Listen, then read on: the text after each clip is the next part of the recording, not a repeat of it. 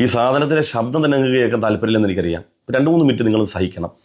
ഒന്ന് പറയട്ടെ, കേൾക്കട്ടെ. നമ്മുടെ പപ്പേട്ടൻ പാവമാണെന്നേ, പപ്പേട്ടൻ പാവമാണ്, പപ്പേട്ടൻ നിരപരാധിയാണ്. ഫസലൊക്കെ പറഞ്ഞാൽ പിന്നെ നമ്മൾ അംഗീകരിച്ചു കൊടുത്താൽ പറ്റുള്ളൂ. ഫസലൊക്കെ എന്താ പറയുന്നു നോക്കട്ടെ.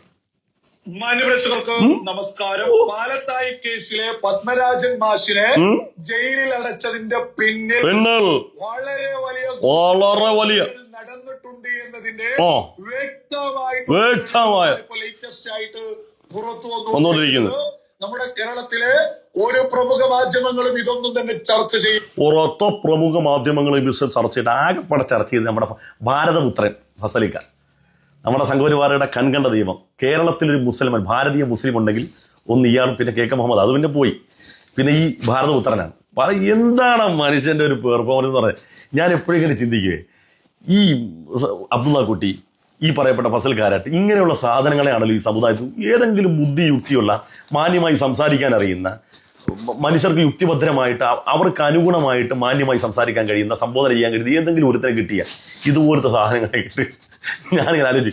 ഞാൻ ഇവന്റെ പല വീഡിയോകളുടെ ലിങ്ക് എനിക്ക് പലരും അയച്ചു തരും, എന്നിട്ട് പ്രതികരിക്കും, ഉസ്താൻ അങ്ങനെ പറഞ്ഞു. ഞാൻ വേറൊന്നും കൊണ്ടല്ല, ഇവന്റെ ശബ്ദം കേൾക്കുമ്പോൾ തന്നെ ആളുകൾക്ക് അറപ്പാണ്, അതുകൊണ്ടാണ്, വേറൊന്നും കൊണ്ടല്ല. ഇവന്റെ ശബ്ദം കേൾക്കുമ്പോൾ ജിഹാദി, സൂടാപ്പി എന്നൊക്കെ വിളിച്ചിട്ടാണ് സംസാരിക്കുക. 2 കണ്ണും പുറത്തോട്ട് ഓംപ്ലേറ്റ് മാറ്റി 2 കണ്ണും പുറത്തോട്ട് എല്ലിട്ടാണ് പറയുന്നത്. മാന്യമായിട്ട് ഇപ്പൊ വിളിക്കാൻ ആക്ഷേപിക്കുകയാണെങ്കിലും സുഡാപ്പി, ജിഹാദി എന്നൊക്കെ പറഞ്ഞ പോലല്ലോ, സുഡാപ്പി, ജിഹാദി എന്നൊക്കെ വിളിച്ചിട്ട് നമ്മളെന്തിനാ കേൾക്കുന്നത്? ഈ ശബ്ദം കേൾക്കുമ്പോൾ തന്നെ ആളുകൾക്ക് വെറുപ്പാണെങ്കിൽ, നമ്മളെ എത്രയോ ഹിന്ദു സഹോദരങ്ങളും ക്രൈസ്തവ സഹോദരങ്ങളും നമ്മൾ പറയുന്നത് കേൾക്കുന്നുണ്ട്, വിയോജിപ്പ് അവർ രേഖപ്പെടുന്നുണ്ട്, യോജിപ്പ് അവർ പറയുന്നുണ്ട്. മാന്യമായി പറഞ്ഞാൽ പോരെ? അപ്പൊ ഇവന്റെ ഈ കണ്ണെല്ലാം കൂടെ തെളി, നമുക്ക് പേടിയാണ്, കണ്ണ് സ്ക്രീൻ പൊട്ടി പുറത്തോട്ട് വരുമെന്നുള്ള പേടിയാ. അപ്പൊ അവൻ പറഞ്ഞോട്ടോ, അവർ പാലത്തായി കേസിൽ പപ്പമാഷ് നിരപരാധിയാണെന്ന് പറയാൻ തെളിവ് കൊണ്ടുവരാണ്. അവനെ നിക്കറിന്റെ ഇടയിൽ ഇരിക്കുക തെളിവ് അവനിപ്പൊ കൊണ്ടുവരും. അവർക്കൊക്കെ തന്നെ പ്രത്യേക അജണ്ട, എല്ലാവർക്കും മൊത്തം അജണ്ടയാണ്. ഈ ദുനിയാവ് മൊത്തം അജണ്ടയുടെ പൂര. ഇവന് മാത്രമാണ് അജണ്ട ഇല്ലാത്തത്. ഇനി അവൻ തെളിവ് കൊണ്ട് അത് കണ്ട് രസം അയ്യോ അത് കാണണം. അവൻ തെളിവ് കൊണ്ടുവരുന്ന കണ്ടാ നിങ്ങള് പരസ്യമായും ഇപ്പോ അത്തരം പോസ്റ്റുകൾ ഇപ്പോ പ്രത്യക്ഷപ്പെട്ടുകൊണ്ടിരിക്കുന്നുണ്ട്. ഞാൻ അത്തരത്തിലുള്ള ഒരു പോസ്റ്റ് തെളിവ് കൊണ്ടുവരാണ്. ഒരു റിയാസ് എന്ന് പറയുന്ന ഒരു വ്യക്തി, റിയാസ്, അതാണ് തെളിവ്. റിയാസ് എന്ന് പറയുന്ന ഒരു SDPയുടെ നേതാവാണെന്ന് തോന്നുന്നു. അദ്ദേഹം ഫേസ്ബുക്കിൽ ഒരു പോസ്റ്റ് കുറിച്ചു. അവർക്കാണ് ഈ പാലത്തായി കേസിൽ പപ്പം മാഷിന് ശിക്ഷ മേടിച്ചു കൊടുത്തത് അവരുടെ കഴിവാണെന്ന് അവർ പറയുന്നു. ഓക്കെ, എന്തോ ആയിക്കോട്ടെ, പോസ്റ്റ് ചെയ്തു. സത്യത്തിൽ പപ്പം മാഷിന് ശിക്ഷ കൊടുത്തതാരാ? കോടതിയാണ്. കോടതിയോടല്ലേ ഇതൊക്കെ പറയേണ്ടത്? കോടതിനെ അങ്ങനെ തെറ്റിദ്ധരിപ്പിക്കാൻ പറ്റുമോ? തെളിവുകളുടെ അടിസ്ഥാനത്തിലല്ലേ കോടതി ഓരോ കാര്യങ്ങൾ വിധിക്കുക. ആ വിധി തെറ്റാണെങ്കിൽ അതിന്റെ മേൽക്കോടതിയിലേക്ക് പോകാമല്ലോ. അപ്പൊ ഇവൻ ഫേസ്ബുക്കിൽ ആരാണ്ട് പോസ്റ്റ് ഇട്ടെന്നും പറഞ്ഞ് ഉറഞ്ഞു തുള്ളുകയാണ്. ഇതെന്താ പറഞ്ഞത്? SDPക്കാരാണ്, ജിഹാദികളാണ്, SDPക്കാരാണ്. ഇവനൊക്കെ എന്തോ പറയാനാ? പറഞ്ഞാൽ കൂടിപ്പോ വെള്ളിയാഴ്ച ദിവസമായിട്ട് ഞാൻ വല്ല പറഞ്ഞാൽ കൂടിപ്പോ. ഇത് പോസ്റ്റ് ചെയ്തിട്ടുള്ളത് ഞാനത് വായിക്കും.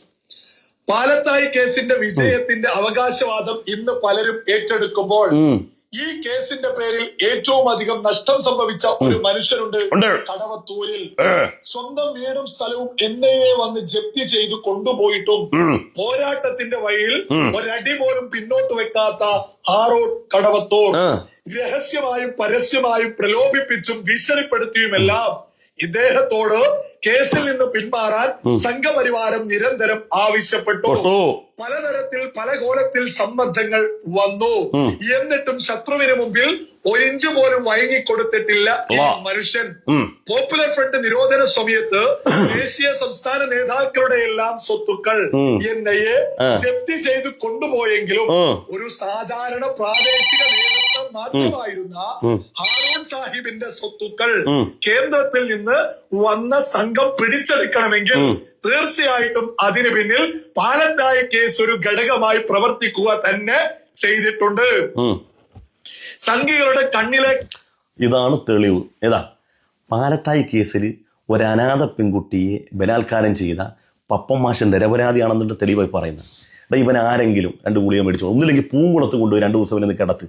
ഇവന്റെ ആ കണ്ണുടക്കൽ, ഇവന്റെ ബഹളം മക്കളൊക്കെ നിർത്തിയിട്ട് ആദ്യം മര്യാദക്ക് സംസാരിക്കാൻ പഠിപ്പിച്ചു. ജിഹാദീന്ന, സുഡാപ്പീന്ന, എന്ത് വേണേലും വിളിച്ചോ, നിന്റെ മാനസിക നിലവാരമല്ലേ, നീ വിളിച്ചോ, നീ പതുക്കെ പറഞ്ഞ എന്തിനാണ് ഇതൊക്കെ? മാന്യമായിട്ട് പറഞ്ഞാൽ മതി. നീ 2 ദിവസം, ആ പൂങ്കുളത്ത് നല്ല ഡോക്ടറുണ്ട്, നീ 2 ദിവസം പോയി കിടന്ന അയാൾ നിന്റെ തലയിൽ തളം വെച്ച് കഴിഞ്ഞാൽ നിന്റെ ഈ പ്രശ്നമൊക്കെ മാറും.